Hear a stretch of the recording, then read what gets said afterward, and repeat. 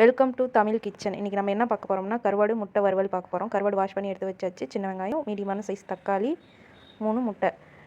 இப்போ வந்து ஒரு வடை சட்டியில் வந்து எண்ணெய் சேர்த்துக்கலாம். எண்ணெய் சேர்த்துட்டு எண்ணெய் நல்லா காஞ்ச உடனே கடுகு சேர்த்து, கடுகு நல்லா பொரியட்டுன்னு ஆனியன் சேர்த்து, ஆனியன் கருவேப்பிலாம் சேர்த்து நல்லா வதக்கி விட்டுக்கலாம்.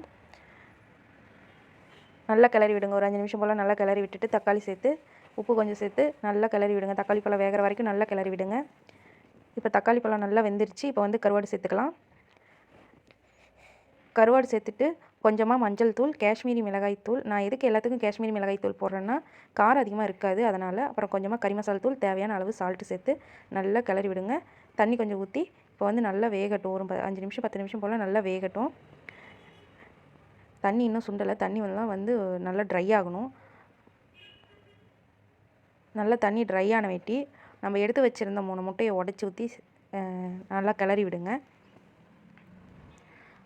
3 முட்டை இப்போ உடச்சி ஊற்றியாச்சு. இப்போ வந்து நல்லா கிளறி விடுங்க. நல்லா முட்டை வேகிற அளவுக்கு நல்லா கிளறி விடுங்க. நல்லா ட்ரை ஆகணும். அந்த வதவதன்லாம் இருக்கக்கூடாது, நல்லா ட்ரை ஆகிடணும். இப்போ நார்மலாக நம்ம முட்டை வறுத்தா எப்படி ட்ரையாக வறுப்போமோ அந்த மாதிரி வறுத்துடணும்.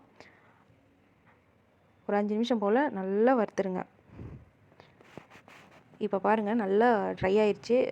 இப்போ பாருங்கள், நான் எடுத்து உங்களுக்கு கரண்டியில் உதிர்த்து காட்டுறேன். இந்த மாதிரி இப்படி நம்ம கரண்டியை வச்சு இது பண்ணாவே நல்லா உதிர்ந்து வரணும். அப்போ தான் நல்லாயிருக்கும் டேஸ்ட்டு. நல்லா இப்போ வந்து 5 நிமிஷம் போல் நல்லா வேக வச்சாச்சு. இப்போ வந்து ஒரு பாத்திரத்தில் மாற்றிக்கலாம்.